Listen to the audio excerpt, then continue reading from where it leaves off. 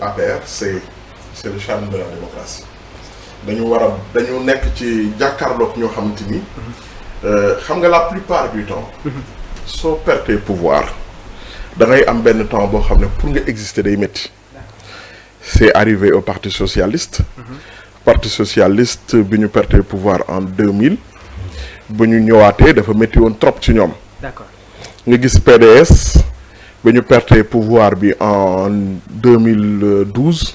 Après tamit dafa métti ci ñoom te pourtant ñoo ñëpp c'est des partis yoo xamante ni suñu ëppul doole APR ëpp leen doole. parce que c'est des partis traditionnels. APR existence am demeewul yàggul noonu mais da nga gis que ne APR bi mu kiwee ba léegi Macky dafa def loo xamante ni tamit am na loo xamante ni peut-être que PDS defu ko. am na loo xamante ni peut-être que parti socialiste defu ko. xam nga parti socialiste bi ñu demee rek ñoom bi ñu demee rek Abdou Diouf moom ni mu exercer ñoom ñëpp kenn bokk ci kenn parce que Abdou Diouf bi mu bàyyee parti socialiste dafa abandonné définitivement. D'accord. Selon son discours je ne regarderai pas sur le rétroviseur. mooy su ma joxee nguur gi man li nekk sama ginnaaw et Abdou Diouf a toujours refusé de se prononcer sur les affaires internes du Sénégal. D'accord. nga dem ci Abdoulaye Wade en 2012 Abdoulaye Wade bi mu demee en 2012 dem na mais demul. parce que bi mu demee doom ji la fi bàyyi. ça veut dire que malgré problème bi yooyu amuñu ñu koy def mais soo seetloo APR li mu def te ñee defuñu ko mooy bi mu paree rek dañoo Macky Sall dafa rajeunir le parti. est-ce que seetlu nga loolu. anciens yu bëri da leen écarté. indi ay jeunes. parce que tamit ñi mu nar a jàkkaarloo ñi muy jàkkaarloo muy parti muy Pastef. su seetloo c'est un parti de jeunes. ay jeunes la yoo xamante ni peut-être que li ci Pape Malick Ndour mën li ci Abdoul Mbow ñoom mën. li ci ñeneen ak ñeneen mën di waxtaanee ak ñoom di jokkalante ak ay kaddu. mën na am mag ñi duñ ko mën. parce que ñooñu lañ gis sax ñu gën a actif actuellement dans le champ politique. non parce que li ñu mën. mag ñi duñu ko mën parce que tamit. parfois ñun Sénégal da nga am loo xamante ni mag ak xale mag bi dafa am lu muy jomm du nekk di jokkalante ay kaddu mais Macky Sall bu ñu fàtte ne Macky Sall c'est l'un des plus grands stratèges politiques au Sénégal. Il n'a pas su s'adapter contre Sonko, mais c'est l'un des plus grands stratèges politiques au Sénégal. D'accord. C'est le seul homme politique au Sénégal boo xamante ni depuis 2000 il n'a pas perdu d'élection. ba muy dem Macky perdul élection.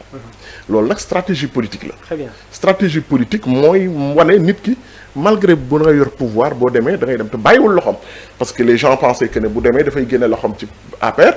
mais il dirige toujours APR peut-être pas d'une main de fer comme ni ko Abdoulaye Wade doon defee mais ba léegi nii. APR moom ki léegi nag pour man il faut une opposition il faut toujours souhaiter avoir une opposition forte pour challenger le pouvoir gis nga le pouvoir là soo seetloo bu baax déviation yi ëpp li pouvoir di def c'est parce qu'il y avait pas une opposition en face. Très bien. Pape Cheikh Sylla on se souvient de 2000 après Abdoulaye Wade ba muy tuddee l'opposition de salon. L'opposition de salon waaw. L'opposition de salon. bi ñu demee ba nga xamante ni 2007. L'opposition boycottait l'élection législative gis nañ li ci fekk. D'accord. Ils étaient obligés ñu donc une opposition forte ni APR di def nii pour man c'est l'évolution naturelle des choses et que dañu war a am un parti boo xamante ni dafay challenger le parti au pouvoir ba nga xamante ni au moins sur toutes les questions d'actualité moom it dina indi sa position. Très bien. Pape Cheikh ñu bëri ñi ngi évoquer que dafa war a am une refondation politique est-ce que tey jii nii sentir nga ne que opposition bi mi ngi nekk à la hauteur des débats yi nga xamante ne ñi ngi koy waxtaanee ci biir réew mi. waaw boo xoolee ne alternance bi mu amee léegi présidentielle bi 16 mois la. quand même opposition bi mën nañ ko wax jaajëf parce que exister ci proportion yi déjà mu exister ça relève même du miracle hein. Parce que moment bi bu doon mbir mi dox na niñ jàppee woon ni noonu lay doxee mais pour nga yëkkati le plus petit doigt sax pour opposer wu au régime doon compliqué trop. Est-ce que teelul ci contexte bi mu toll nii.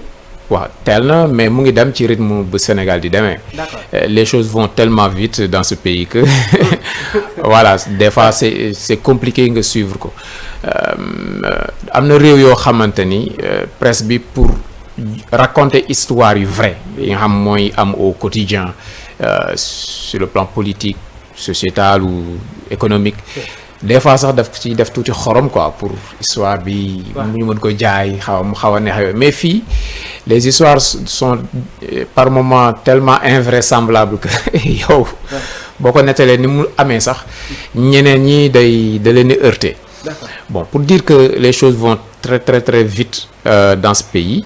li am solo mooy comme ni ko Maxu waxee la vie démocratique dafa demander mu am ay sensibilité yu bari. ku si nekk ak li nga xamante ni mooy dalal sa xel moom nga gis ne moom mooy li gën. bu ko defee ñi nga xamante ni ñoo nekk ci nguur gi. Sénégal c'est une république ñëpp nangu nañ ko c'est une démocratie foofu problème amu fa. ñu exercer ñu jox leen li leen yellool pour ñu exercer ñi nga xamante ni ñooy wujjee ak ñoom bëgg li ñu soxla bëgg li ñu yore ñoom tamit ñële fi ñu jaar ba yegsi fii mënuñu jël pont boobu dindi ko donc noonu kese la bu ko defee ku si nekk dem dagaani baatu askan wi comme ni ñu koy waxee. ku si nekk loo am jël l'essentiel nañ ko def. ci en respectant les règles ku si nekk bañ a outrepasser say limites. Malheureusement li koy yàq souvent si suñu réew yi mooy nit ñi seeni jëmm moo gën a yitteel ñu bari que xalaat yeeg idée yeeg jëf yi. waaw jëmm nit ñi moo gën a yitteel ñu bari que idée yi performance économique yi. acte yi. D'accord. Et loolu nag dafay biaiser lu bari. Alors yow mi tey nekk tamit un journaliste est-ce que la presse wala les journalistes amuñu ci une part de responsabilité concernant tamit yenn points yi nga xamante ne moom la ñu war a aborder ci yenn jotaay yi cher. waaw c'est une question qui semble facile mais toujours difficile. D'accord. Parce que boo honnêté pour wax ci ok journaliste bi am na ci part de responsabilité parce que am na journaliste yu résister. pour wax li nga xamante ni moom moo ëpp solo moo ëpp intérêt waxee ko ni ñu ko war a waxee.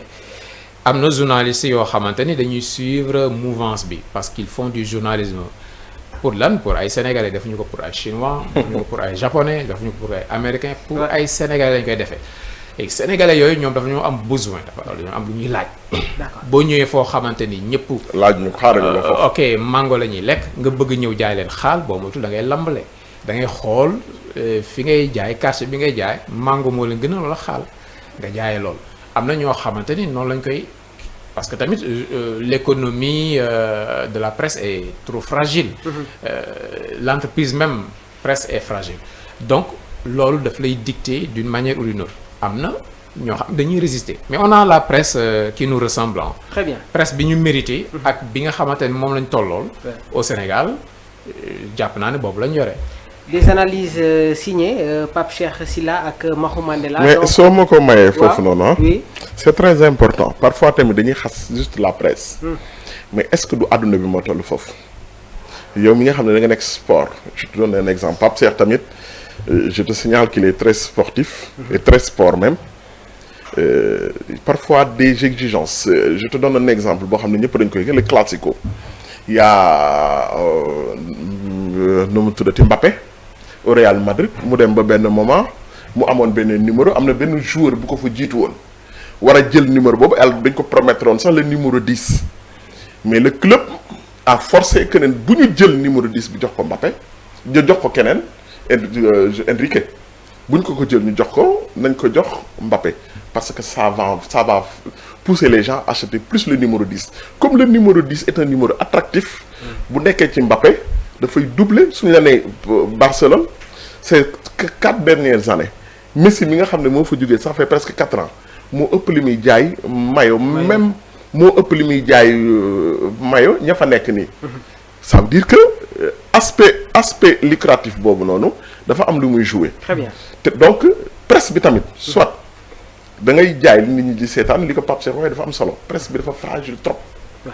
boo deful li nit ñi bëgg est-ce que tu auras assez de temps pour résister parce que tamit Pape Cheikh dafa am solo dañuy xas presse bi mais duñu prêter attention ci ñi leen di déglu.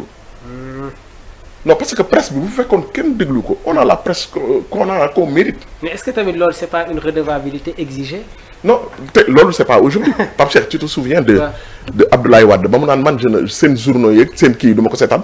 je regarde pas la télévision sénégalaise. parce que fecc ak way moment boobu noonu peut-être loolu fi nekkoon. bay indi benn question boo xam mu ngi fi ba léegi.